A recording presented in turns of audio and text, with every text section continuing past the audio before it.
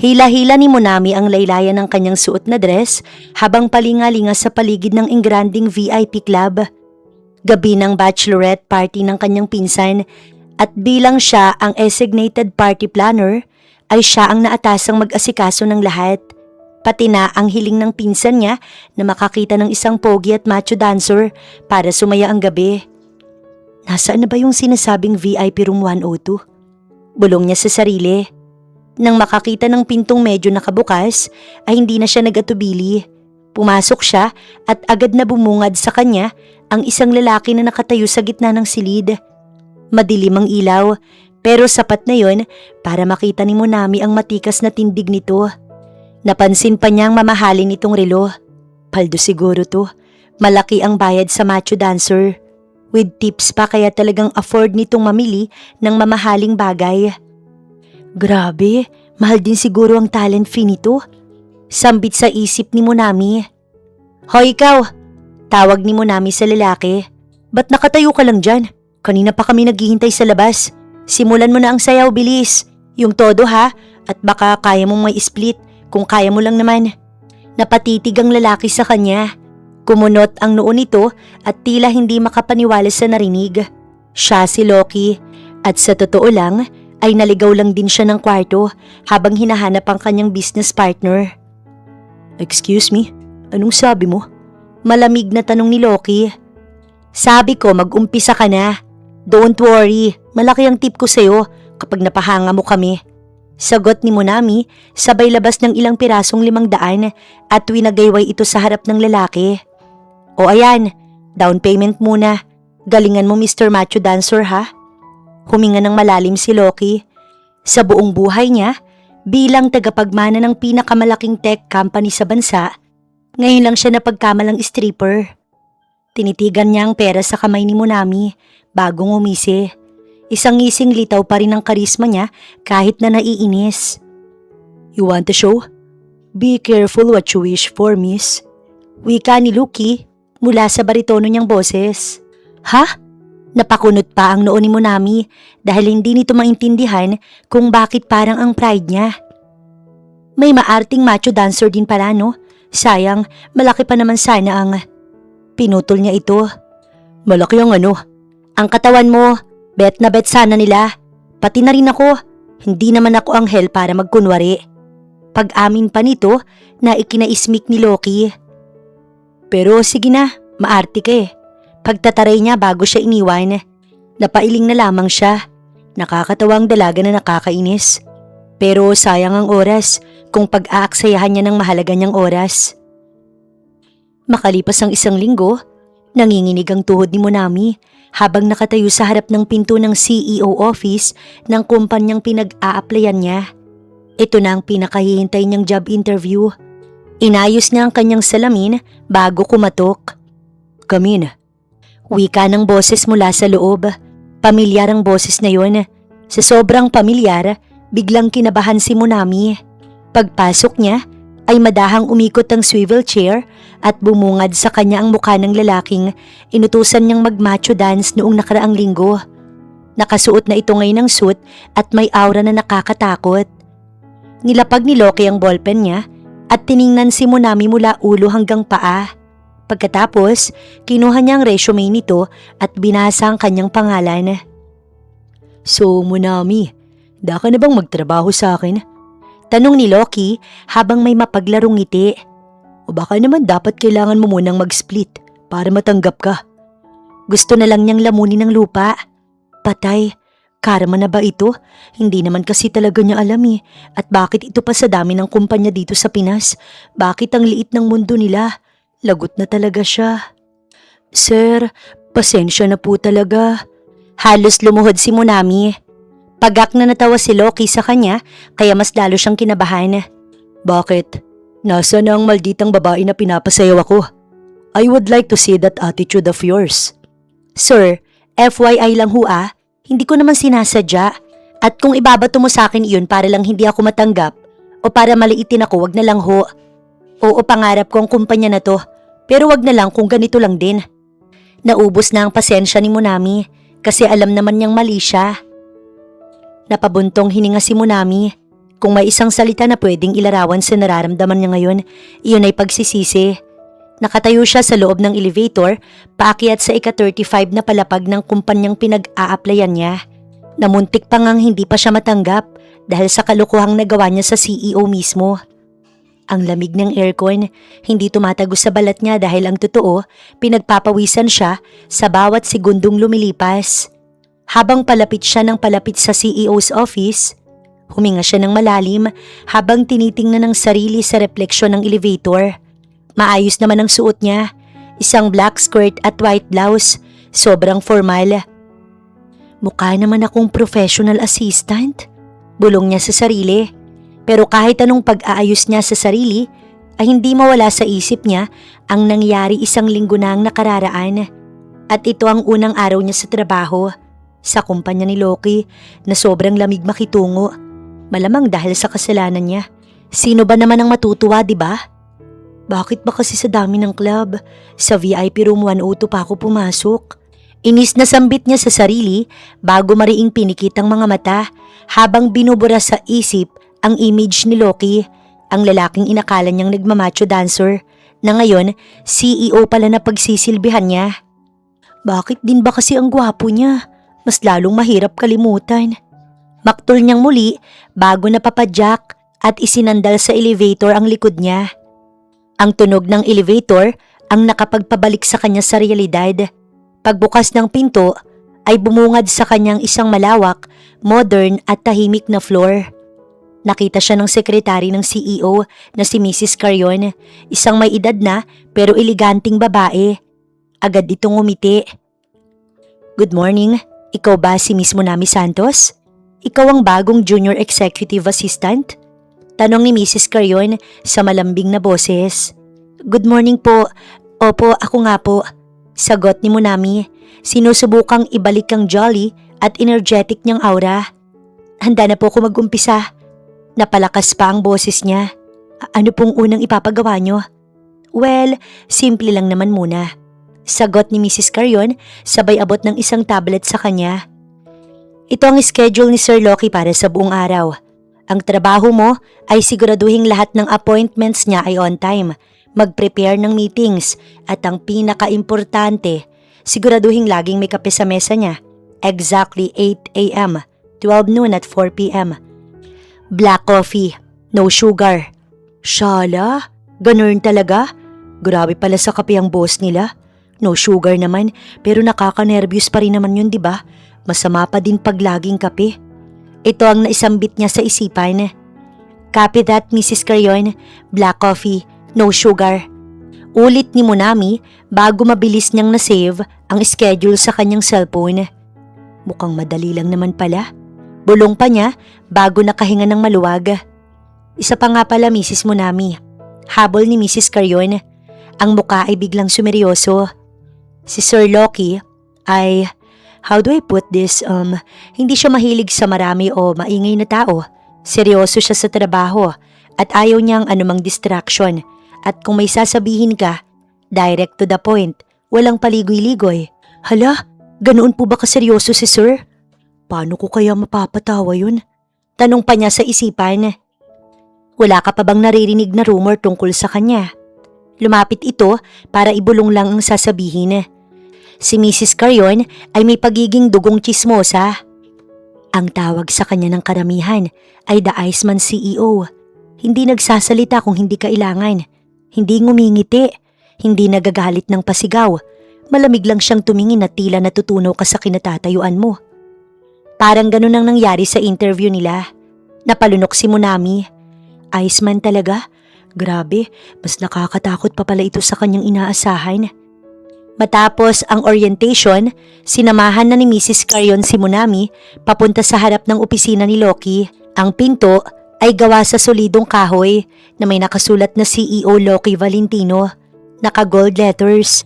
Iba talaga pag mayaman, magagawa ang anumang nais. Heto na Monami, maiwan na kita rito. Sabi ni Mrs. Carrion, just knock 3 times and enter. Good luck. Umalis ito, kaya naman nag-iisa na ngayon si Monami sa harap ng pinto. Huminga siya ng malalim, nag-stretch ng kaunti, at kumatok bago binuksan ang pinto. Bumungad sa kanya ang opisina na mas malaki pa sa kanyang condo unit. Nakaharap pa ito sa city at may malaking glass table, habang sa gitna ay nakaupo ang CEO sa kanyang swivel chair. Nakatutok ang mata nito sa laptop habang mabilis na nagtatype. Wala itong reaksyon sa presensya ni Munami.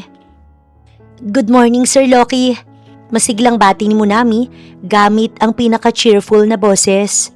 "Ako po si Munami, ang bagong junior executive assistant mo. Masaya po kung makatrabaho ka." No response.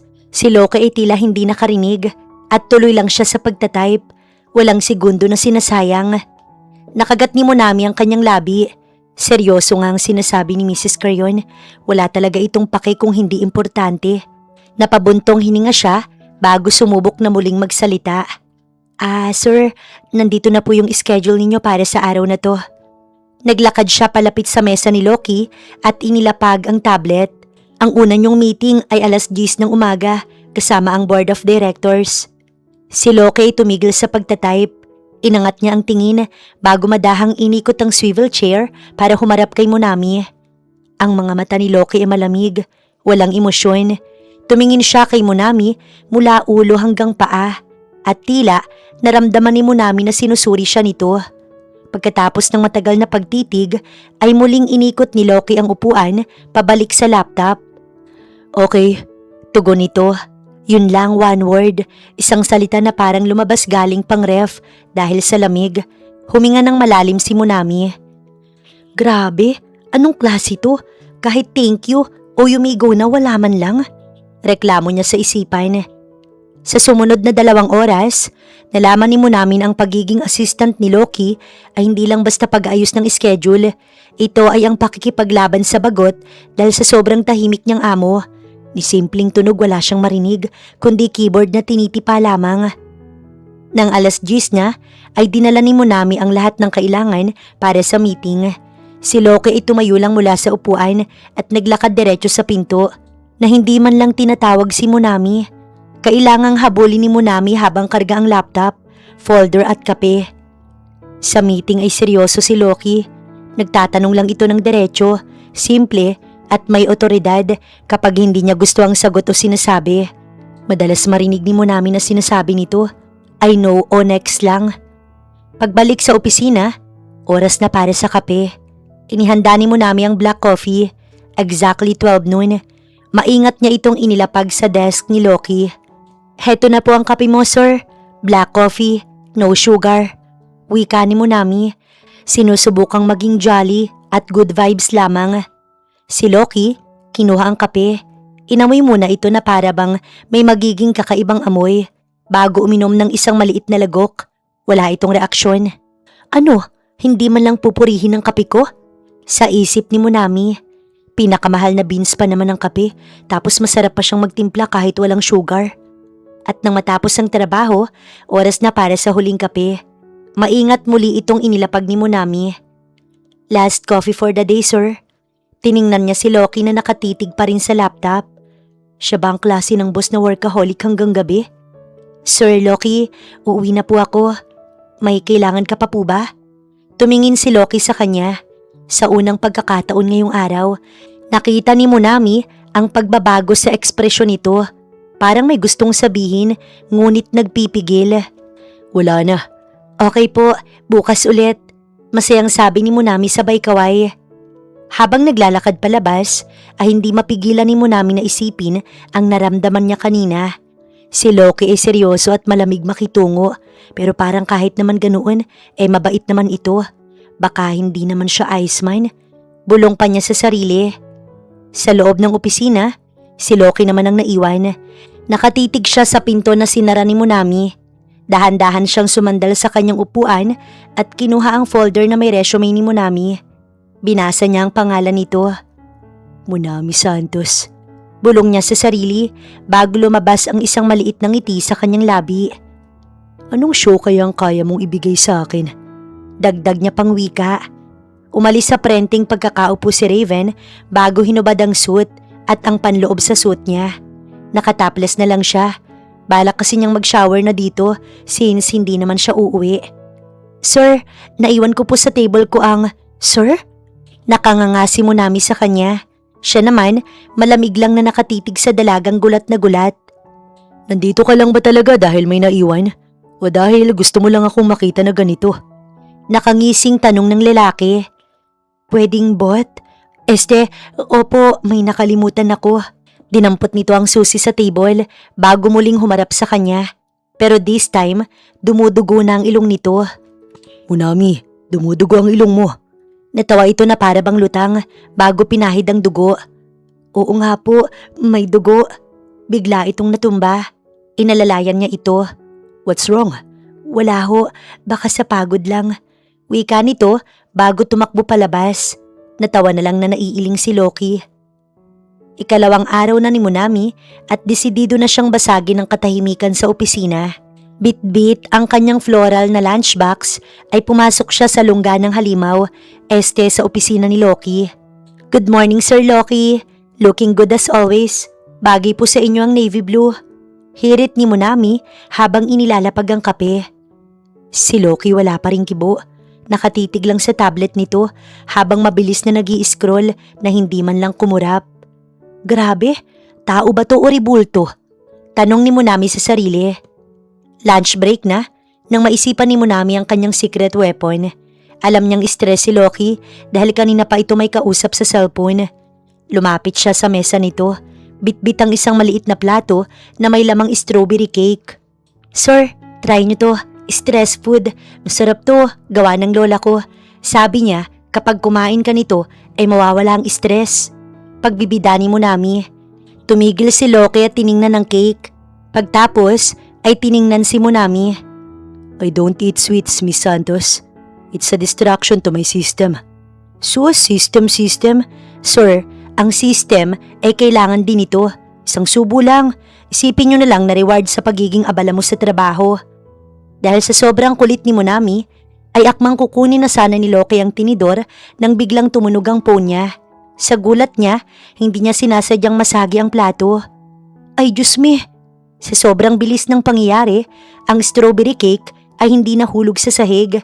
Sa halip, direkta itong dumapo sa white shirt ni Loki, sa bandang dibdib nito. Oh my gosh, sir, sorry talaga. Tarantang kinuha ni Munami ang tissue at agad na lumapit kay Loki. Dahil sa panic, hindi na nakapag-isip si Munami. Agad niyang kinuskos ang dibdib ni Loki para alisin ang icing. Hala, ang lagkit nito. Wait sir, huwag kayong gagalaw. Sa gitna ng pagkuskos, biglang napatigil si Munami. Naramdaman niya ang matigas na muscle ni Loki. Wait, bakit parang paderang hinahawakan ko? At doon niya naalala ang eksena sa VIP room. Kaya naman pala akala ko macho dancer to dahil totoo nga ang abs. Nakita ko na kagabi, nahawakan ko pa ngayon. Napaangat ang tingin ni Munami at nakita niyang nakatitig sa kanya si Loki. Malapit na malapit ang mukha nila sa isa't isa. Amoy kape at peppermint ang hininga ni Loki. Onti na lang para bibigay na siya. Are you enjoying yourself, Miss Santos? Malamig pero may halong ngisi na tanong ni Loki. Namula si Munami. Hindi po, ang lagit lang po kasi ng abs, ng cake po. Biglang napatitig si Munami sa mukha ni Loki. May icing pala na tumalsik sa dulo ng ilong ng CEO. Ang seryosong mukha nito ay mukhang cute na ngayon dahil sa pink na dumi sa ilong nito. Gusto niyang matawa pero baka ikapahamak lang niya. Ngunit natatawa talaga siya. Hindi na napigilan ni Munami. What's funny? Tanong ni Loki na medyo naiinis na. Sir, yung ilong mo, mukha kayong cute na CEO. Tawa ng tawa si Munami na halos maiyak na siya sa itsura ng kanyang kinatatakutang boss. Napahawak si Loki sa ilong at naramdaman ng icing. Tiningnan niya si Munami na halos mawala na ng hininga sa kakatawa. Sa loob ng 3 taon, wala pang nangahas na pagtawanan na siya sa harap niya. Ang labi ni Loki ay gumalaw. Nung una, parang pinipigilan niya. Pero hindi niya nagawa. Isang mahinang tunog ang lumabas sa kanyang lalamunan. Nanlaki ang mga mata ni Munami. Tumigil siya sa pagtawa. Sir, tumawa ka? O may dumaan lang na multo? Si Loki ay madahang umiling pero ang kanyang mga mata hindi na kasing lamig ng kanina. May kislap na roon na hindi maipaliwanag. Clean that mess, Munami. After that, go to the mall and buy me a new shirt. Same brand, same size. Yes, sir. Right away, sir. Masayang sagot ni Munami. At least alam ko na, marunong ka palang tumawa. Habol niya pang sabi. Nasa loob ng mall si Munami.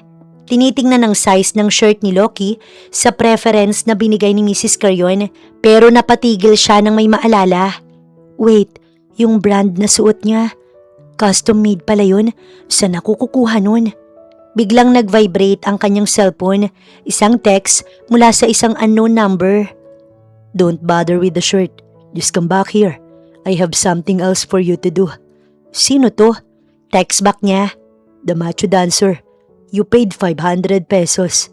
Napatalon si Munami sa gitna ng mall. Paano niya nakuhang number ko? Gulat na tanong niya sa isipan.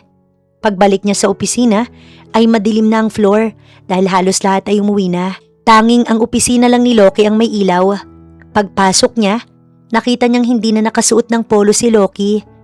Naka-undershirt na lang ito at kitang-kita ang hubog ng katawan nito na mas lalong nagpainit sa mukha ni Munami. Sir, bakit mo po ko pinabalik? Tanong ni Munami, hindi mapakali ang mga mata. Tumayo si Loki mula sa upuan at lumapit kay Munami. Bawat hakbang nito ay nagbibigay kaba lalo kay Munami. Huminto si Loki sa harap niya. Sapat na para maramdaman ni Munami ang init ng katawan nito. About what happened last week at the VIP room. Mahinang sabi ni Loki na ang boses ay seryoso pero may ibang tono na ngayon. I still have your 500 pesos, Munami. Inilabas ni Loki ang pera mula sa bulsa niya at idinikit ito sa noo ni Munami. Since binayaran mo ko, I think it's only fair na singilin din kita. Yumuko si Loki ng kaunti para maging magkapantay ang mukha nila. As my assistant, your job description just changed. Starting tomorrow, you're not just my assistant, cause you'll be my date of the gala. Po? Date? Bakit ako? Nauutal na tanong ni Munami. Ngumisi si Loki. Because you're the only one who had the guts at laugh at me. And besides, lumapit pa lalo si Loki sa tenga ni Munami at bumulong. Gusto kong maging fair. That's why ibibigay ko ng performance na inaasahan mo sa akin that night. Po? Hindi ka naman siguro bingi, right? Sir, since susuklian mo na 500 ko, pwedeng pahawak pa ulit sa abs for research purpose lang. Hirit ni Munami. Hindi makapaniwala si Munami habang nakatingin sa salamin. Siya ang ginawang date ni Loki para sa gala. Lahat pa naman ang a-attend ay talagang high profile sa larangan ng business industry. Excited siya, hindi dahil sa date siya ni Loki, pero dahil sa mga pagkain na matitikman niya. Pinadalahan siya ni Loki ng mamahaling gown na bumagay sa kulay ng kanyang balat. Napakaganda, labas na labas ang kagandahan niya na hindi nakakasawa. Grabe Munami, mukha kang tao ngayon, hindi mukhang stress na empleyado. Biro niya sa sarili habang inaayos ang maliit na silver na earrings sa harap ng salamin. Ilang sandali pa ay isang itim na Rolls Royce ang huminto sa tapat ng kanyang apartment. Bumukas ang pinto at lumabas si Loki. Napatigil ito nang makita si Munami. Mula sa seryosong tingin, lumambot ang ekspresyon nito. We're late, bungad ni Loki, pero ang boses nito ay hindi na malamig. Wow sir, imbis na Munami ang ganda mo, late agad ang bungad. Nakapawt na sabi ni Munami habang pasakay ng kotse. Assistant po ba ang turing mo sa akin ngayong gabi o date? Tanong niya pa rito. Sa trabaho, professional, pero sa loob pag nandoon na tayo. Tumingin si Loki sa kanya. Just stay close to me. Ayokong may ibang lalaking lumalapit sa'yo. It's distracting. Wow, taray ni sir, may pa-distracting pa. Nagagawa niyang wika sa sarili. Ang gala ay punong-puno ng mga bilyonaryo at mga socialites. Si Munami bilang likas na masiyahin at marunong makihalubilo ay pilit na pinanatiling pormal ang sarili. Pero hindi niya mapigilan ang pagiging bibo niya. Habang kausap ni Loki ang ilang matatandang investors, si Munami naman busy sa pagkuha ng prawn cocktail sa gilid. Sir, gusto mo po? Bulong ni Munami, sabay abot ng maliit na shrimp kay Loki sa gitna ng seryosong usapan tungkol sa real estate. Napatigil ang mga kausap ni Loki. Tiningnan nila si Munami na parang isa siyang alien. Si Loki naman napapikit na lang ng mariin. Miss Santos, we are discussing a multi-billion deal. Malamig na wika ni Loki kaya naman agad siyang nahiya. Nawala siya sa sarili.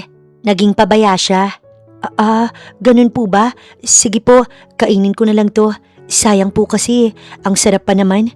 Bulong ni Munami sabay kagat sa prawn. Pero sa kabila ng pagiging pilya ni Munami, napansin ni Loki na maraming mga mata ang nakatingin sa kanyang assistant. Hindi dahil sa pagkain nito, kundi dahil sa kakaibang ganda at liwanag na dala nito. Si Munami kasi parang may sariling spotlight kasi nakukuha nito ang mga atensyon kahit na wala itong gawin. Biglang tumugtog ang isang mabagal at romantic na music. Ang mga couples ay nagsimulang pumunta sa gitna ng dance floor. Let's dance. Biglang aya ni Loki. Hindi ito tanong kundi isang utos. Ha? Sir, baka matapakan ko ang sapatos mo. Mahal yan. Pero wala siyang nagawa nang hawakan ni Loki ang kanyang bewang at hilahin palapit. Napasinghap si Munami. Ang lapit-lapit nila sa isa't isa. Nararamdaman niyang tibok ng puso ni Loki pero seryoso pa rin ang muka habang hawak ang kamay niya. Just follow my lead, Munami. Bulong nito na tinunguan na lamang niya. Habang sumasayaw ay nawawala ang kaba ni Munami. Nagkatitigan sila. Sa titig ni Loki sa kanya, parang lalapain siya nito. Bakit grabe naman itong tumitig? Sir, may tanong lang ako. Bakit ako ang pinili mong maging date? Tiningnan siya ng diretso ni Loki. Because you're the only one who doesn't look at me like a bank account. Sir, ang lalim mo, bank account talaga? Yeah, kadalasan yun lang ang nais ng mga babae, di ba? Pera at karangyaan. Bihira na ang totoo sa panahon ngayon. Ikaw hindi mo ko tiningnan bilang ganon. Pero bilang macho dancer naman. Natawa si Munami. Grabe, hindi mo pa rin nakalimutan yun. I never forget anything that involves you. Maagap na sagot ni Loki. Muntik na siyang kiligin. Pero naalala niya na ganito lang talagang manalita ang boss niya. Nang matapos ang gala, dumiretso sila sa parking lot nang biglang umulan ng malakas. Dahil sa dulas ng sahig at sa taas ng heels ni Munami, bigla siyang natisod. Napasigaw si Munami. Inasahan niyang tatama ang mukha niya sa semento. Pero imbis na matigas na sahig, ay sa matigas na bisig ni Loki ang sumalo sa kanya. Sa sobrang lakas ng hatak ni Loki, napasubsob pa si Munami sa dibdib nito. Free touch na naman ba to? Ngunit sa parking lot, wala pa pala ang kotse ni Loki. Wala pa kasi ang driver. Na-traffic daw ito tapos umulan pa. Ilang minuto pa silang maghihintay. Kaya naman, dahil sa lakas ng ulan, napatakbo sila sa isang maliit na shelter sa gilid ng building. Basang-basa silang dalawa. Ang gown ni Munami dumidikit sa balat niya at ang puting shirt ni Loki naging halos transparent dahil sa tubig. Nakikita ang bawat detalye ng abs nito. Look, we're both soaked. Reklamo ni Loki pero hinihingal dahil sa pagtakbo nila. Parating naman na po, sabi ni Munami habang nanginginig sa ginaw. Nakita ni Loki ang panginginig ni Munami. Hindi nagdalawang isip na hinubad niya ang kanyang tuxedo jacket at isinuot sa dalaga. Pero imbis na lumayo, nanatili siyang malapit. Ang kamay niya humawak sa magkabilang pisngi ni Munami para ito ay painitin. Munami, sambit niya sa pangalan nito. Wala na ang Miss Santos. Nagkatitigan sila. Ang ulan ay malakas pero ang init sa pagitan nila ay sapat na kahit paano na hindi siya lamigin. Inilapit ni Loki ang mukha niya. Akala ni Munami hahalikan niya ito pero tumigil si Loki nang ilang pulgada na lang ang pagitan ng kanilang mga labi. Inayos ni Loki ang isang basang hibla ng buhok ni Munami at iniipit sa gilid ng tenga. Huwag mong isipin na kinuha kita para lang sa kakayahan mo. Bulong ni Loki. I hired you because I couldn't stop thinking about you since that night in the VIP room. Bago makasagot si Munami, biglang hinila ni Loki ang dalaga para sa isang mahigpit at matagal na yakap. Sir, ang bilis ng tibok ng puso mo. Bulong ni Munami habang nakadikit ang muka sa dibdib nito. Kasalanan mo to. Sagot ni Loki bago ang paghalik sa noo ni Munami habang patuloy ang buhos ng ulan. Romantic na sana pero may naisip na kalokohan si Munami. Sir, alam mo ba ang pangalan ko ay kinuha sa candy? Napakunot ang noo ni Loki. Munami, pampalaki ng pok. Pinutol pa niya para hindi naman sobrang sagwa pero nagets pa rin Loki at kinutongan siya nito ng mahina. Mula nang mangyari ang gabing yun, may nagbago sa hangin sa loob ng opisina. Hindi na ganoon kalamig ang tingin ni Loki kay Munami. At minsan, nahuhuli pa ni Munami ang kanyang boss na nakatitig sa kanya habang may ngiti. Gusto ito ni Munami. Mas better kumpara sa unang encounter niya sa binata.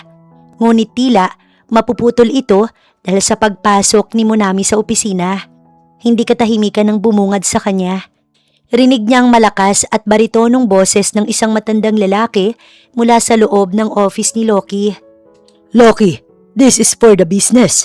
Ang pamilya nilang may hawak ng shipping lines na kailangan natin. Isang pirma lang sa marriage contract at kontrolado na natin ang mga bagay-bagay. Sigaw ng ama ni Loki na si Don Valeriano.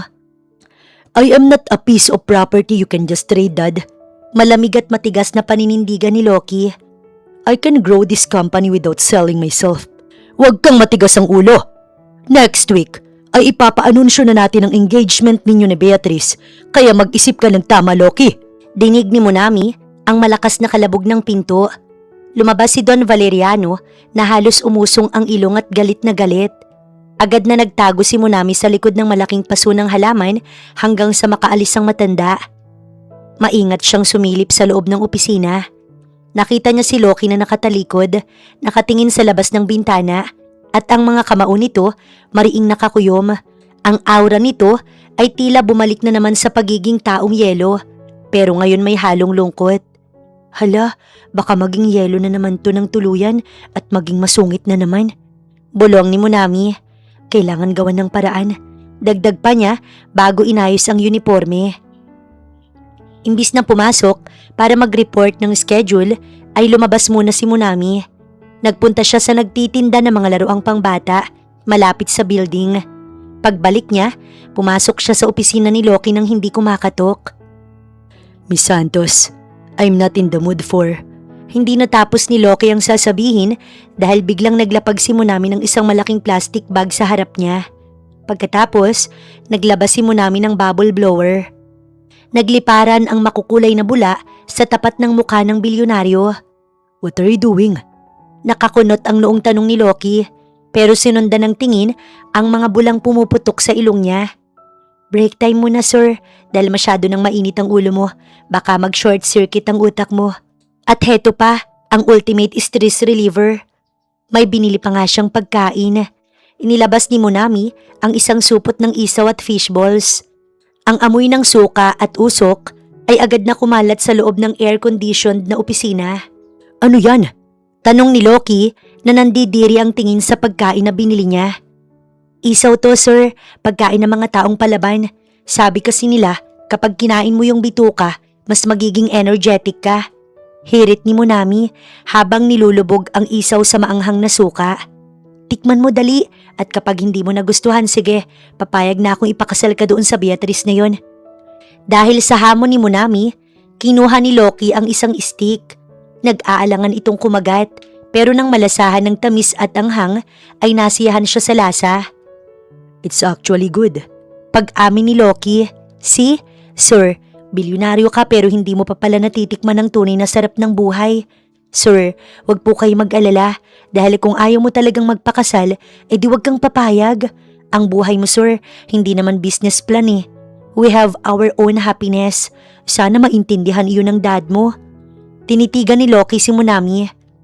Ayoko siyang pakasalan, Munami, because I think I've found someone. Mahinang sabi ni Loki. Napatigil sa pagnguya si Munami. Sino po yun, sir? Yung magaling nating accountant o si Mrs. Carrion? Biro pa ni Munami na inaalis ang tensyon sa kanilang pagitan. Humarap si Loki kay Munami. Hinawakan ng kamay niya na may bakas pa ng suka pero parang wala itong pakialam. You know exactly who I'm talking about. Sagot ni Loki. Ang boses ay seryoso pero may lambing. But my father, he's dangerous. He will do everything to get what he wants, including hurting the people around me. Biglang bumukas ang pinto ng opisina. Hindi si Mr. Valeriano ang pumasok, kundi ang sekretary nito na may dalang isang envelope. Sir Loki, pinabibigay po ng daddy nyo.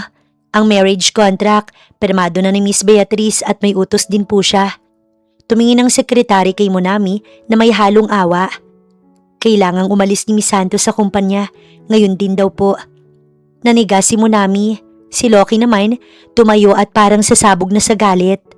She's not going anywhere. Banta ni Loki.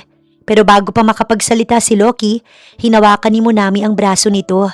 Tumingala siya kay Loki na may pilyong ngiti kahit na nanggigilid ang kanyang mga luha sa mata. Sobrang awang-awa siya kay Loki na ngayon lang sana mararanasan ulit na sumaya pero naudlot pa. Ipaglalaban nga kaya ni Loki ang nabubuo na nilang magandang samahan o magi-give up na agad ito? Well, handa naman si Monami. Ganito ang problema ng mga mayayaman, may aasahan pa ba siya? Aalis na lang ako, sir, para hindi ka na maipit.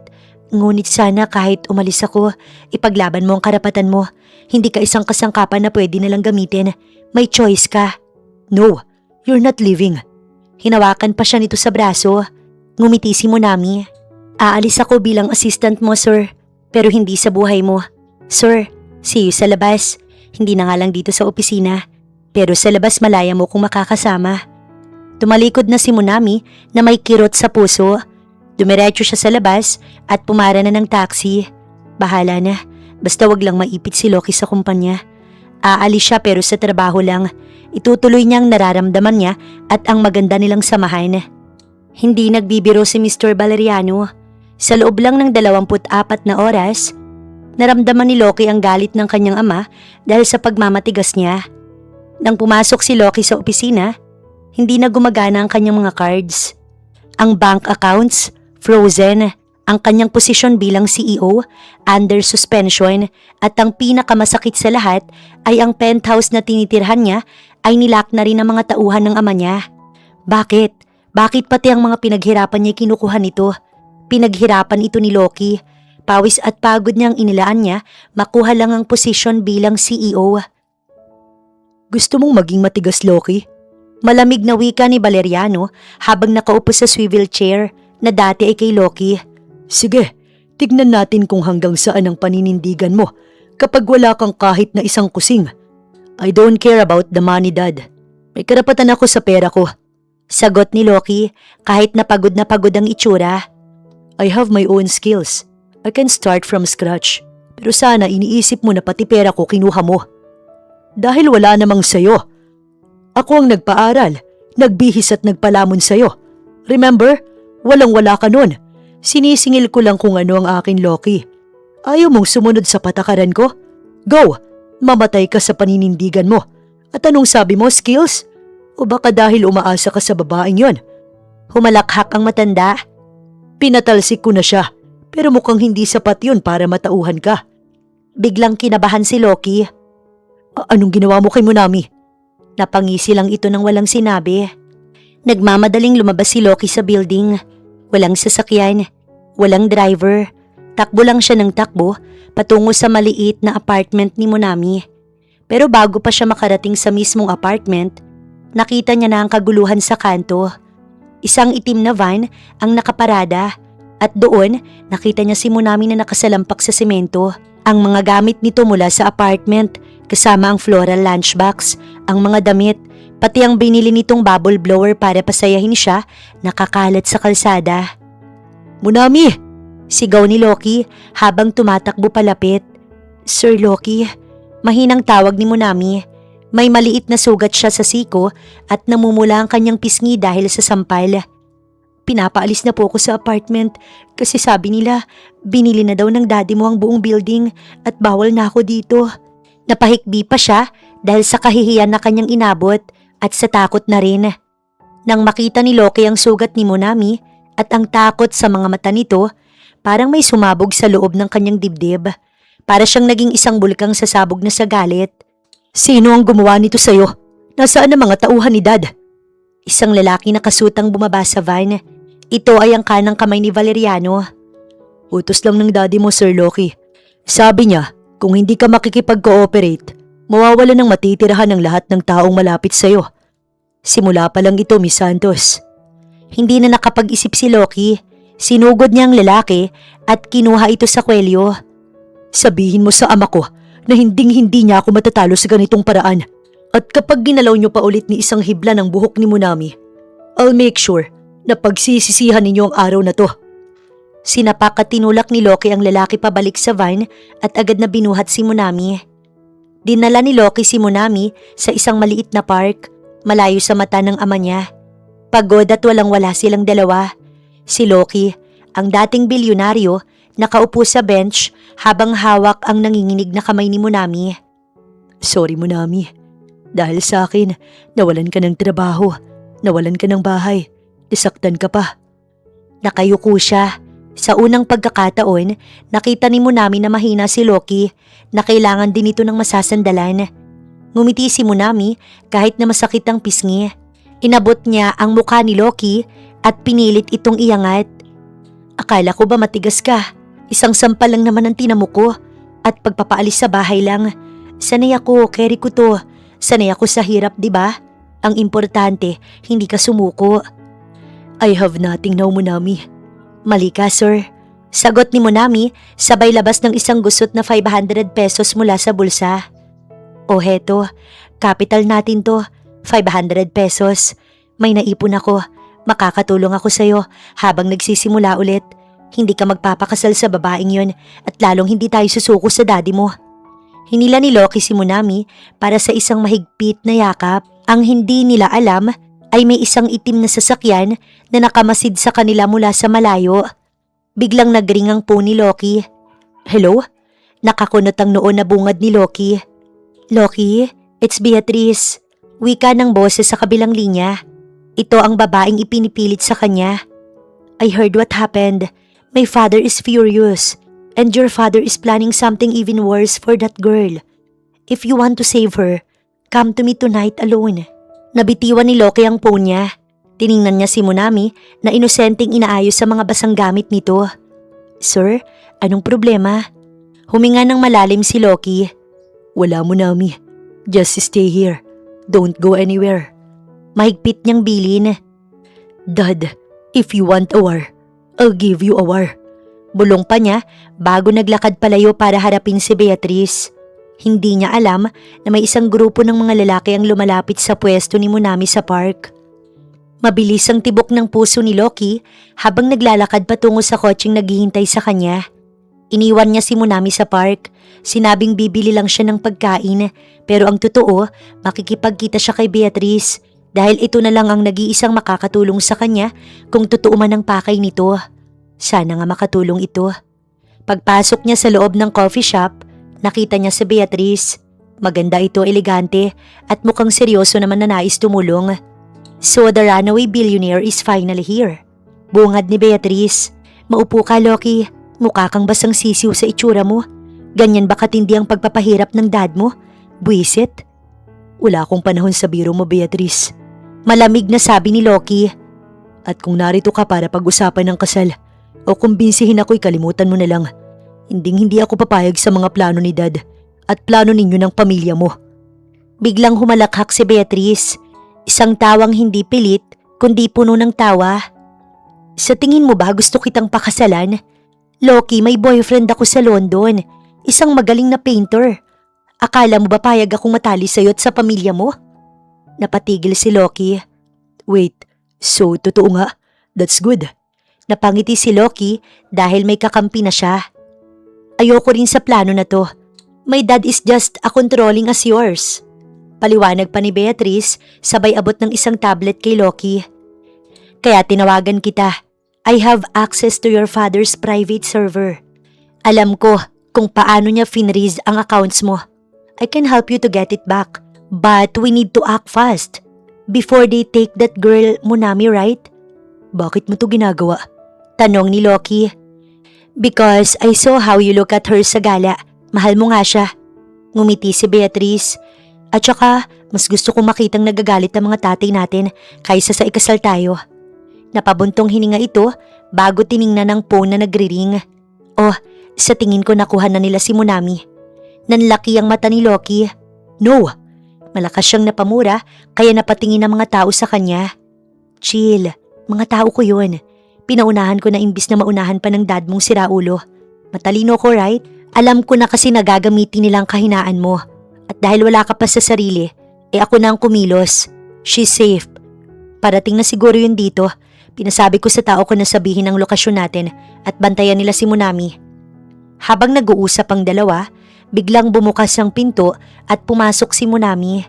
Sinundan niya si Loki dahil nag-aalala pa rin siya kahit na pinaliwanag na sa kanya ng mga lalaki na ayos lang naman ito. Akala niya nga kanina masamang tao na. Sir Loki, akala ko ba bibili ka lang? Sino tong magandang to? Tanong ni Munami, handa nang makipag-away. Munami, wait. Teka, ikaw ba si Beatrice, yung pakakasalan niya? Hinarap ni Munami si Beatrice. Miss, maganda ka't mukhang mayaman pero hindi ka bagay sa kanya kasi masungit to at saka ako ang una niyang nakilala. Napangiti si Beatrice. Loki, she's adorable. No wonder you're head over heels. Po, napaawang ang labi ni Munami. Hindi po ba kayo mga away? Hindi, darling. Sagot ni Beatrice, sabay hila kay Munami para paupuin. Actually, pinaplano na namin kung paano ititigil ang kasal. But before that, tumingin si Beatrice kay Loki. Loki, baka naman gusto mong sabihin muna sa kanyang totoo. Kasi kanina ka pa nakatitig sa kanya, na parang siya lang ang tao sa kwartong to. Naging tahimik ang bawat isa. Tumingin si Loki kay Munami. Ang buhok ni Munami ay gulo pa rin, may gasgas pa ang siko. Pero para kay Loki, siya ang pinakamagandang tanawin anuman ang maging itsura nito. Sa labas, silang dalawa na lamang. Lumapit si Loki kay Munami. Hinawakan niya ang dalawang kamay nito.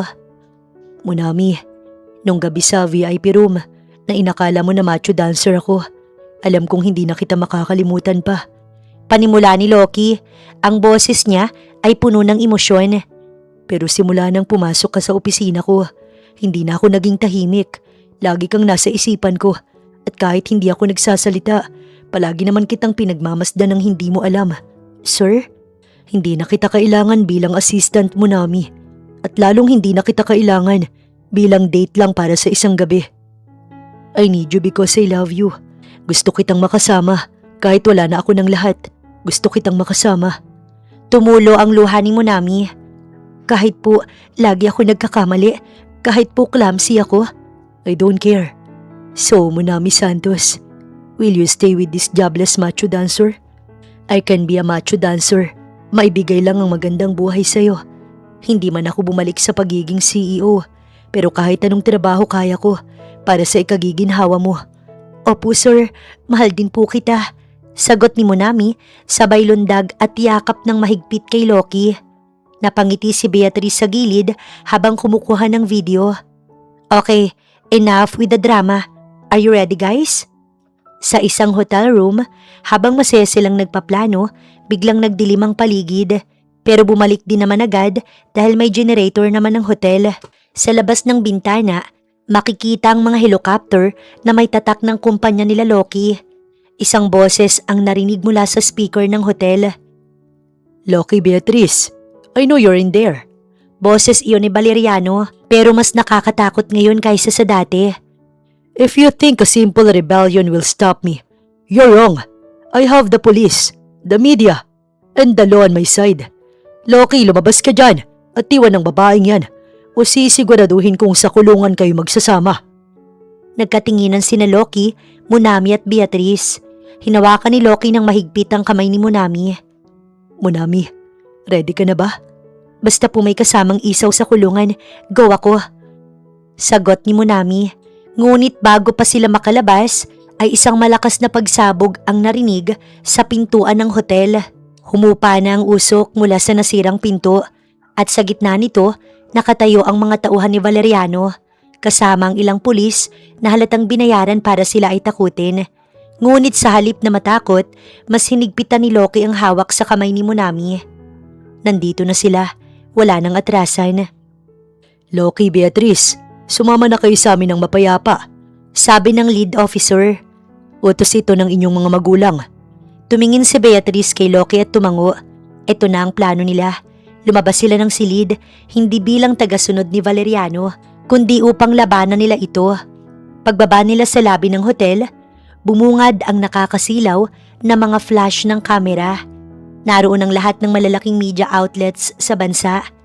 Sa gitna ng kaguluhan, nakatayo si Valeriano at ang ama ni Beatrice, na tila mga hari sa sobrang taas ng tingin sa mga sarili. Para bang naghihintay ng pagsuko nila na hindi naman mangyayari. Diyan ka lang, Monami. Huwag kang bibitaw. Bulong ni Loki. Kahit anong mangyari, hindi ako bibitaw. Kahit sumayo pa ako sa harap nila para madistract sila'y gagawin ko. Biro ni Monami, kahit na nanginginig ang tuhod niya sa kaba. Lumapit si Valeriano kay Loki. Tapos na ang laro, anak. Iwanan mo na ang hampas lupang yan at pirmahan mo na ang marriage contract. Save your reputation while you still can. Ngumiti ng mapait si Loki. Lumapit siya kung saan naroon ang mga microphone ng mga reporter. Pinalabas ng ama niya na minamanipula sila ni Monami, kaya kailangan itong gumamit ng dahas at talagang pwersahan na. Iba talagang nagagawa ng pera. Maliit na pagsabog lang, oo't walang nasaktan, pero malinaw na krimen pa rin ang ginawa nila. Paano na lang kung nasaktan nga sila? Paano kung may nadamay? Wala ba talagang natitirang awa sa ama niya? Grabe na ang ginawa nilang ito. Para lang mawala sa landas niya si Monami. Sir, totoo po ba na planado ni Miss Monami Santos ang mga kaganapan? Inililigtas ka lamang ba talaga ng iyong ama? Bungad na tanong sa kanya. Dagsana ang mga tao. No, bayad ni Dad ang mga pulis, pati ang pwersahang pagkuha sa amin. Ginagamitan niya ng dahas. Malinaw na bawal ito.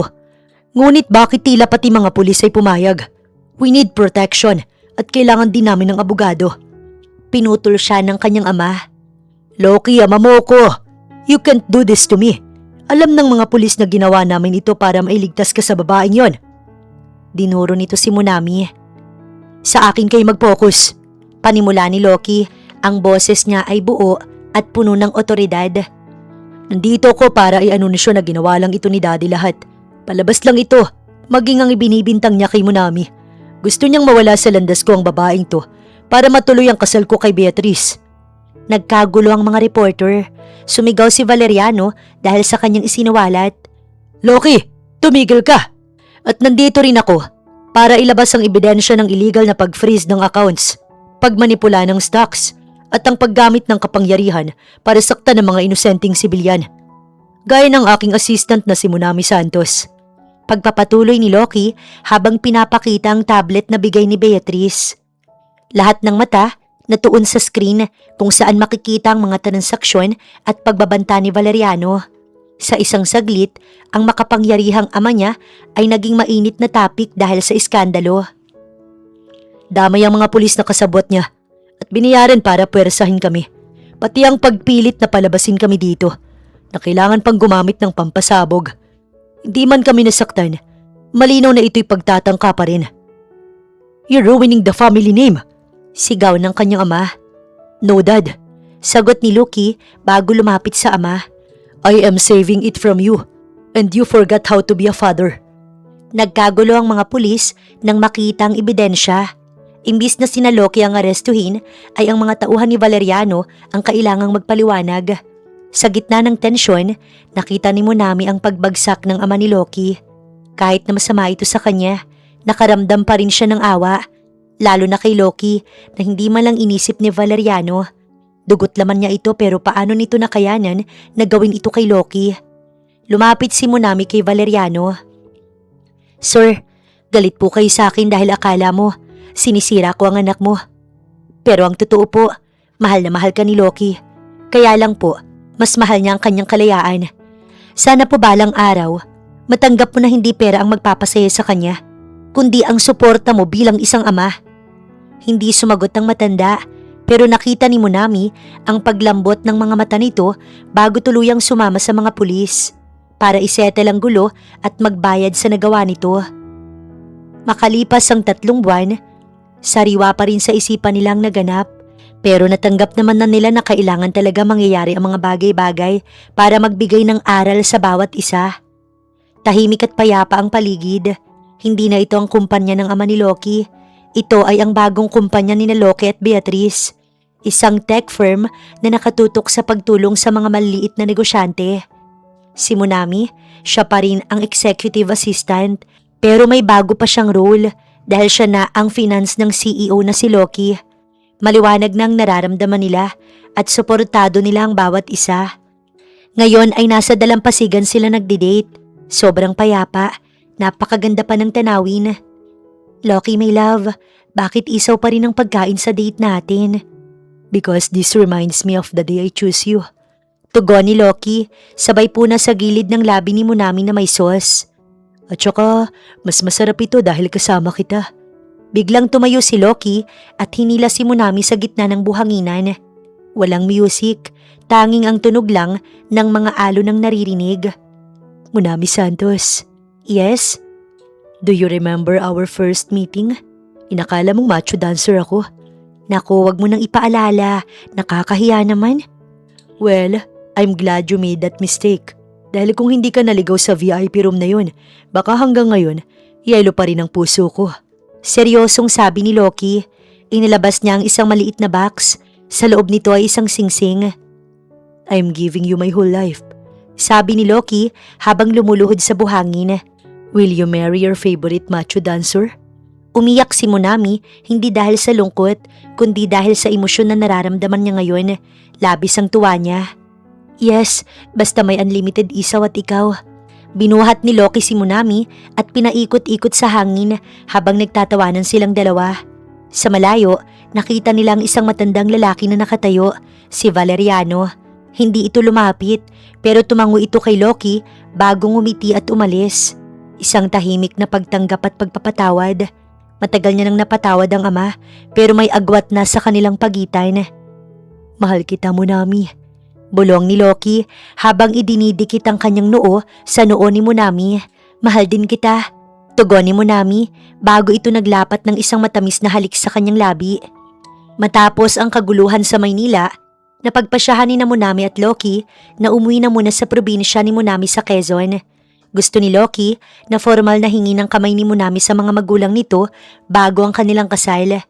Ngunit ang hindi alam ni Loki na ang tatay ni Munami na si Tatay Gardo ay ang itinuturing na lasinggero king ng kanilang barangay. At para kay Gardo ay walang bilyonaryo pagdating sa magiging asawa ng anak niya. Nakasando lang si Loki na pilit na nakikisama sa init habang nakaupo sa isang mahabang upuan na gawa sa kawayan.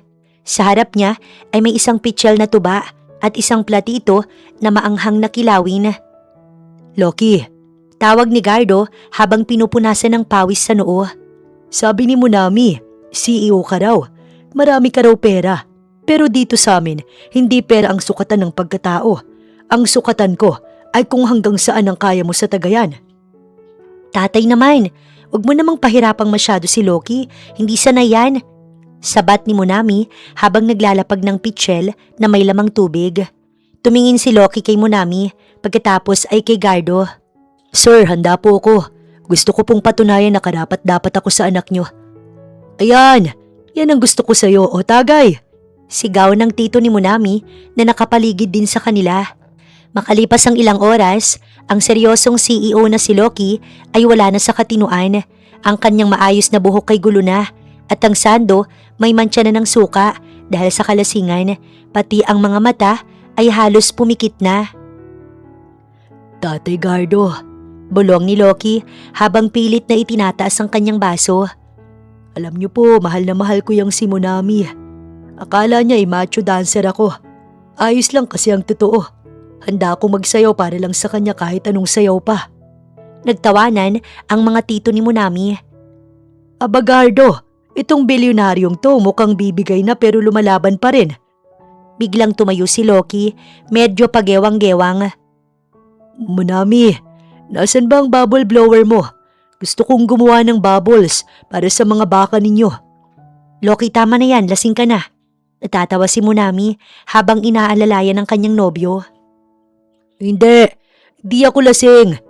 Giit ni Loki habang nakaturo sa isang manok na dumaan. Look, the chicken is looking at me maliciously. It's an agent of my father. Lasing na nga talaga ito, malalang malasing. Napaiyak na sa kakatawa si Munami. Sinong mag-aakalang ang lalaking nagpatakbo ng multi-billion company ay makikipag-away lang sa manok? Lumapit si Loki kay Gardo at bigla itong niyakap ng mahigpit. Tay, pangako ko sa'yo, hindi ko sasaktan si Munami. At kung saktan ko man siya, pakainin mo po ko ng isaw na maraming sili. Wala na sa katinuan ang sinasabi ni Loki. Humahalakhak si Gardo at tinapik ang likod ni Loki. Sige na iho, pasado ka na sa akin. Kahit na mukha kang tuko na nakakapit sa akin ngayon. Nakita kong totoo ang nararamdaman mo. Dinala ni Munami si Loki sa loob ng bahay at pinahiga sa papag. Dito'y natauhan ng bahagya si Loki. Hinawakan niya ang kamay ni Munami habang nakatingin sa kisaming gawa sa sawali. Munami, Bulong niya, medyo paus na ang boses. Ano yun, may macho dancer? thank you. Sabi ni Loki na ang mga mata puno ng pagmamahal kahit na halatang hilo pa rin. Thank you for bringing me here. Dito ko naramdaman na hindi ko kailangan ng bilyon para maging masaya. Isang baso lang ng tuba at pamilya mo sapat na. Hinalikan ni Munami ang noo ni Loki. Mahal kita, Loki, kahit na amoy tuba ka ngayon. I love you too. Sagot ni Loki bago tuluyang nakatulog ng mahimbing na may ngiti sa labi. Kinabukasan, habang nag-aalmusal sila ng sinangag at tuyo, ay may helicopter ang biglang lumitaw sa himpapawid at lumapag sa gitna ng bukid ni Munami. Napatayo ang lahat. Lumabas mula sa helicopter ang isang lalaking naka-business suit. Hindi ang ama ni Loki, kundi ang abogado ng kanyang ama. Sir Loki, Miss Munami. Bungad ng abogado. I have an urgent message. Bumaling ito kay Loki. Your father, Valeriano, he had a heart attack last night. And he's asking for both of you. He said, it's time to sign the real documents. Nagkatinginan sina Loki at Munami. Ito na kaya ang huling pagsubok sa kanilang pag-iibigan? Nagmamadaling pumasok sina Loki at Munami sa VIP suite ng hospital. Sa gitna ng mga makinang tumutunog, nakahiga si Valeriano. Mukha itong matanda, pagod at malayo sa malupit na sakim na nakilala nila. Napatigil si Loki sa pinto. Humigpit ang kapit niya sa kamay ni Munami. Kahit gaano kasama ang ginawa ng ama niya, dugo pa rin ito ang nananalaytay sa kanya. Dad? Mahinang tawag ni Loki. Iminulat ni Valeriano ang kanyang mga mata nang makita niya ang kanyang anak. Pilit siyang umiti. Loki, nakarating kayo. Paos na sabi ng matanda. Tumingin ito kay Munami na nasa tabi ni Loki. Munami, lumapit ka. Nag-aalangang lumapit si Munami. Inasahan niyang baka sigawan pa rin siya nito, pero laking gulat niya nang abutin ng matanda ang kamay niya. Ang kamay ni Valeriano nanginginig at malamig. Patawad sa lahat ng sakit na naidulot ko sa inyo. Akala ko, ang pera ang pinaka-importanting legacy na may iwan ko sa anak ko. Pero nang akala ko'y katapusan ko na kagabi, wala akong naalalang pera. Ang naalala ko lang ay ang huling pagkakataon na tumawa kaming mag-ama noong siya'y bata pa lamang. Naiyak na si Munami. Sir, ayos na po yun. Ang importante po nandito na kami. Tumingin si Valeriano kay Loki. Loki, my son. I saw the news. Nakita ko kung paano ka tumayo para sa kanya. You're a better man than me. Cause you choose love over power. And for that, I am proud of you. Hirap na itong magsalita. Bumigay ang emosyon ni Loki. Lumuhod siya sa tabi ng kama at niyakap ang kanyang ama. Dad, please, don't leave yet. Marami pa tayong pag-uusapan dahil tuturuan mo pa akong maging mabuting asawa. Alam ko na minahal mo si Mami. Isa kang mabuting asawa sa kanya. Hindi ka perpekto, pero ama pa rin kita. Huwag kang mag-alala. Sagot ni Valeriano habang hinahaplos ang buhok ni Loki. Hindi pa ako kukunin ni Lord dahil marami pa akong gustong makitang apo na sana ay kasing kulit ni Munami. Makalipas ang isang buwan, naging maayos ang operasyon ni Valeriano. At gaya ng ipinangako niya, tinanggap niya na ng maluwag si Munami. Habang nagpapagaling ang matanda sa mansyon, inimbitahan nila si Tatay Gardo, ang ama ni Munami, para sa isang formal na dinner at para na rin makilala ito ni Valeriano. Oh, Valeriano, Panimula ni Gardo habang kumakain ng steak na tila isaw ang tingin niya. sabi ni Munami, kontrabida ka raw nung una. Oo nga, pasensya na. At saka bakit ang liit naman itong baso mo? Pang isang lagukan lang ang alak dito. Natawa si Valeriano. Ang dating seryoso ay nakasuot na lang ngayon ng komportable pero simpleng damit. Gardo, bawal na ako sa matapang na alak. Pero sige, para sa'yo, hihingi ako ng extra glass. Napanood ni Loki at Munami ang dalawang ama na magkwentuhan. Si Tatay Gardo nagtuturo kung paano mag-alaga ng manok at si Valeriano nakikinig ng mabuti habang tumatawa. Sino ang mag-aakala? Bulong ni Munami kay Loki habang nakasandal sa balikat nito. Ang dating hindi ako matanggap, ngayon ay nasa iisang mesa na kasabay ko. Everything is possible. Wika ni Loki sabay halik sa noo ni Munami. Dumating ang araw ng kasal. Hindi ito sa isang grand hotel sa Maynila, kundi sa isang magandang hardin sa probinsya. Natanaw ang bundok. Simple lang ang gown ni Munami pero napakaganda. Habang naglalakad si Munami, hindi mapigil ni Loki ang maluha. At matapos ang seremonya, may pahabol na sorpresa ang kanilang mga kaibigan. Biglang tumunog ang isang music beat na ginagamit sa mga clubs. Wait, what is happening? Tawa ni Loki. Lumabas ang mga tito ni Munami, pati ang mga ilang security guard ng ama ni Loki. Loki, Munami, surprise! Sigaw ni Beatrice na siyang pasimuno. Napilitan si Loki na sumali sa gitna. Hinubad niya ang kanyang tuxedo jacket at ginaya ang ilang moves ng isang macho dancer. Matapos ang performance, I love you, Munami. I love you more, may macho CEO. Sagot ni Munami. Nasa venue na sila kung saan inaasikaso na nila ang mga bisita. Imbitado ang mga kaibigan ng kanyang ama. Si Valeriano naman ay nakisalamuha din sa mga ito. Walang gulo na nangyari, walang hadlang, lahat ay pawang masasaya sa kinahinatnan ng pag-ibig ng pinaglaban nila. Matapos ang nakakapagod pero masayang selebrasyon sa probinsya, dinala ni Loki si Munami sa isang exclusive beachfront villa. Ipinahandaan niyang magiging silid nila na hindi alam ng kanyang asawa. May mga petals ng rosas, may malamig na champagne sa gilid at ang ilaw sadyang ginawang madilim at romantic. Ito kasi ang nais niya, na maging special ang kanilang unang gabi bilang mag-asawa. They can do whatever they want. Legal na silang mag-asawa at wala nang makakapigil pa sa nararamdaman nila. Pumasok si Munami, nahila pa rin ang laylayan ng kanyang wedding gown. Pagod siya, pero ang energy niya parang naka-unlimited dahil ayaw naman niyang mapahiya sa kanyang asawa. Wow, Loki, ang ganda naman dito. Parang VIP room lang sa club ah. Hirit ni Munami bago tumatalon-talon sa dulo ng kama. Eksperto ka talaga sa ganito, no? Ngayon hindi na ako naniniwala na basta ka lang nagpunta doon for business. Siguro may kinita kang babae doon, no? Biro pa ni Munami. Napa-facepalm si Loki habang tinatanggal ang kanyang bawtay. Munami, can we please forget the club? Lalo pa tonight na dapat may ibang plano na tayo. Hindi naman pwedeng magtititigan lang tayo, di ba? Mag-asawa na tayo and this is our honeymoon. Napabuntong hininga si Loki. Tonight magiging maingat ako. Mahal na mahal kita. Palagi kong sinasabi't pinaparamdam yan sa'yo. Ngayong gabi, akin ka lang ng buong buo. Lumapit si Loki kay Munami. Bumalik ang mapang-akit na aura ni Loki na matagal niya nang itinatago. Hinawakan niyang bewang ni Munami at inilapit sa mukha niya. You look stunning tonight, Mrs. Valentino. Bulong ni Loki na ang boses ay mas malalim at seryoso pero sobrang nakakaakit talaga. And finally, this is just you and me. Namula si Munami, hindi niya alam ang magiging emosyon. Mahihiya ba siya o magiging masaya lang?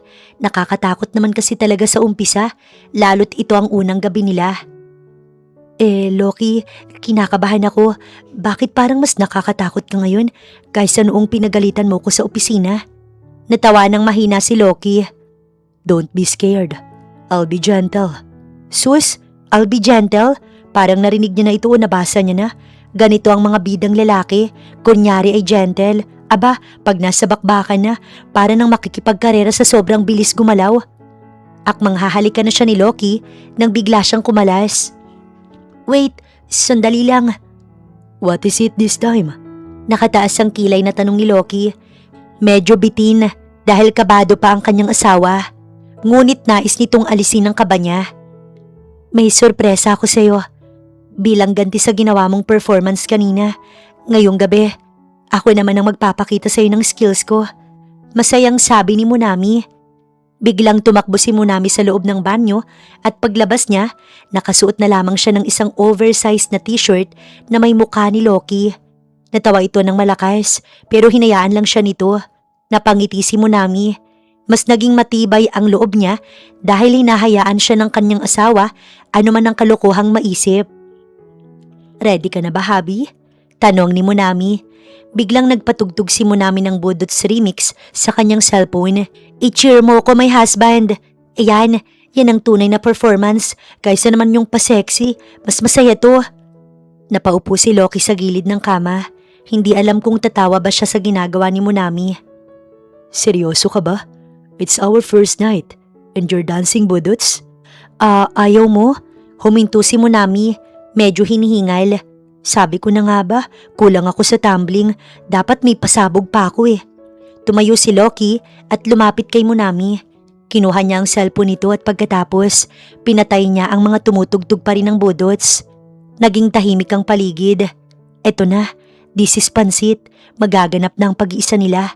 Damang-dama na ni Munami na wala na siyang ipapalusot pa. Munami, I don't need a show. I don't need a dancer. I just need you. Yung babaeng nagpatawa sa akin nung nakalimutan ko kung paano. Ang babaeng nanatili ng lahat ay umalis. Hinila ni Loki si Munami para sa isang yakap at isinubsob naman ni Munami ang mukha niya sa dibdib ni Loki. Loki, baka magsawa ka sa akin ha? Kasi alam mo naman, hindi ako yung typical na asawa na laging elegante at tahimik at special. What do you mean at special? You are very special, my dear wife. Inangat ni Loki ang baba ni Munami at hinalikan nito ng matagal. Isang halik na nagpatahimik sa kulit ni Munami. Hinding-hindi ako magsasawa sa'yo. In fact, I'm looking forward to a lifetime happiness with you. Madahang binuhat ni Loki si Munami patungo sa kama. Pero for tonight, napangisi si Loki, yung pilyong ngisi na nakakatunaw. Ako muna ang boss. And as your boss, I'm ordering you to stop talking and just stay in my arms. Yes sir, copy that po. Biro ni Munami bago niya isinabit ang mga kamay sa leeg ni Loki. At sa gabing ito nga ay nag-isa ang kanilang puso't isip, pati na rin ang kanilang katawan.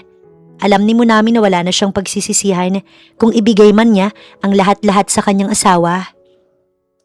Makalipas ang 1 taon ng pagsasama, masaya pa rin naman sila. Walang hadlang, walang problema. Paminsan-minsan may tampo na nagaganap pero hindi ito hinahayaan ni Loki na magtagal. Palagi siyang sumusuko at nagpapaubaya para sa kaligayahan ng kanyang mahal na asawa. Lately, pansin Loki na nag-iiba ang mood ni Munami. Palagi itong tulog kahit na umaga o tanghali at sa gabi naman, aktibo ito. Pansin din niya na mas naging magana itong kumain pero may mga pagkain na ayaw talaga nitong maamoy.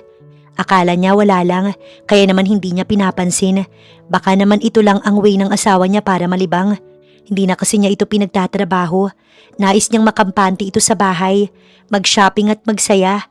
Ayaw niyang pahirapan ng kanyang mahal na asawa. Siya lang ang magpapagod at magtatrabaho.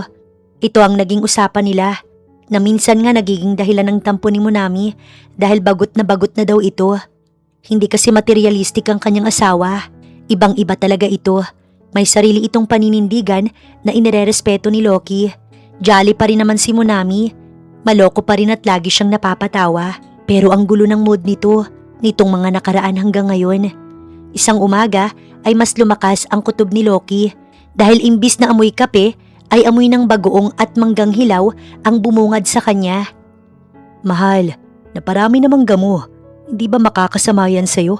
Umagang-umaga kasi. At saka ito pala, nakabili na ulit ako. Nakangiti na ipinakita niya ang dala niya at nilapag sa table. Loki, nasa na yung manggang sinabi ko? Bakit parang matamis to? Gusto ko yung sobrang asim, yung mangingilo ang ngipin ko. Sigaw ni Monami habang mangiyak-ngiyak. Si Loki na dati kinatatakutan sa board meetings ay tumatakbo ngayon sa labas ng bahay dahil sa may mga prutas pa naman siyang naiwan sa kotse. Humahango siya habang may bit-bit na basket ng prutas. Ito na, my dear wife. Galing pa ito sa probinsya ni na Tatay Gardo. I even tasted it myself at halos himatay na ako sa asim nitong kamyas. Sakto, nailigtas niya ang sarili dahil may padala ang ama nito. Walang manggang hilaw pero may kamyas naman na sobrang asim at iba pang prutas. Tinitigan mo na ito ni Monami at sinuri bago sumagot. Good, sabi ni Monami, sabay kagat sa kamyas na parang mansanas. At saka gusto ko rin ng isaw. Pero yung isaw, kailangan hugis puso. Ayoko ng tuwid, gusto ko yung may curve. Napahawak sa noo si Loki. Monami, ang isaw ay bituka. Paano ko gagawing hugis puso yun? Parang maiiyak na si Loki sa tindi ng cravings ni Monami. Nagdesisyon na siyang dalhin ito sa Obi para ma-assure na tama ang kanyang iniisip. At hindi nga nagkamali si Loki dahil 1 buwan na palang buntis ang kanyang asawa. Magiging ama na ako. Oo, pero asan ang pinabibili ko? Gusto ko yun ha. Hindi kita kakausapin ng 1 buong taon kapag hindi mo nabili yun. Pero saan naman ako hahanap ng gusto mong? Wala akong pakailam. Yun ang gusto ng baby. Baka gusto mong mag-macho dance muna para pumayag ang baby. Biro ni Monami habang hinahaplos ang tiyan niya. Napabuntong hininga si Loki pero nakangiti pa rin. Sige na, I'll find a way to make a heart-shaped isaw. Anything for my 2 baby. 9 na buwan na ang lumipas. Isinilang ang isang napakagandang babae. Pinangalanan nila itong Monica Valentino, pero pinalayaw nila ay Momo. Si Monami mismo ang nagbigay ng palayaw sa anak nila. Namana ni Momo ang matangos na ilong at seryosong mga mata ni Loki. Pero ang ugali, doon sila kinabahan. Pagkapanganak pa lang, hindi lang ito umiyak, kundi napakalakas talaga ng iyak. Parang namana kay Monami ang pagiging maingay, bata pa lamang. Nakauwi na rin sila after lang ng 1 linggo sa pag-oobserba kay Momo kung wala ba talagang problema. Napakabilis ng mga araw, buwan hanggang sa naging taon na. Habang nakaupo silang mag-asawa, nakatanaw lang sa maglolo ay nakita ni Loki ang kanyang ama na si Valeriano, karga ang apo palapit sa kanila. Ang dating malupit at mahigpit niyang ama, nakikipaglaro na ngayon sa anak nila. Look, Loki, sabi ni Valeriano habang tumatawa. Momo just tried to sell me her toy car for 500 pesos. She's definitely a Valentino. At sigurado pong si Monami ang nagturo niyan. Natawa si Loki habang tinitingnan si Monami na busy sa paggawa ng bubbles para kay Momo. Wala itong alam na ito na pala ang topic. Lumipas ang mga taon, nakatayo ang pamilya nila sa harap ng kanilang bagong charity building. Si Loki ay isa pa ring matagumpay na negosyante pero mas kilala na siya ngayon bilang under kay Monami. Ayos lang sa kanya, napakasaya naman ang buhay nila. Si Momo na 5 taong gulang na ay nakasuot ng dress na parang gaya kay Loki ang tindig pero may hawak na bubble blower at kumakain ng fishballs. Daddy, look! I made a big bubble! Masayang sigaw ni Momo. Very good, my princess. Sambit ni Loki sabay buhat sa anak niya. But remember what Mommy said. Don't put bubbles in Grandpa's tea, okay? Yes, Daddy, but Grandpa said it's okay because it looks like sparkling water. Nagkatinginan sina Loki at Monami. Napailing na lang sila sa kakulitan ng maglolo. Sumandal si Monami sa balikat ni Loki habang pinanonood ang paglubog ng araw. Padilim na kasi nang pumunta sila sa building. Sumaglit lang talaga sila. Loki, masaya akong ikaw ang minahal ko. Wala nga talagang nakakaalam sa magiging kapalaran ng isang tao. Mula sa VIP room 102 hanggang sa makabuo tayo ng sarili nating pamilya. I knew it since the day you paid me that 500 pesos, Monami. Hiniling na kita sa Diyos since that day. Sabi ni Loki, sabay halik sa pisngi ng asawa. That you were the best investment I ever made. No, you weren't an investment because you were the jackpot. Humarap si Monami kay Loki. Ang mga mata nila ay puno ng saya. Mahal na mahal kita, may macho daddy CEO. Mahal din kita, my dear wife. At sa huli, naglapat ang kanilang labi habang naririnig ang tawa ni Momo dahil sa kanilang sweetness.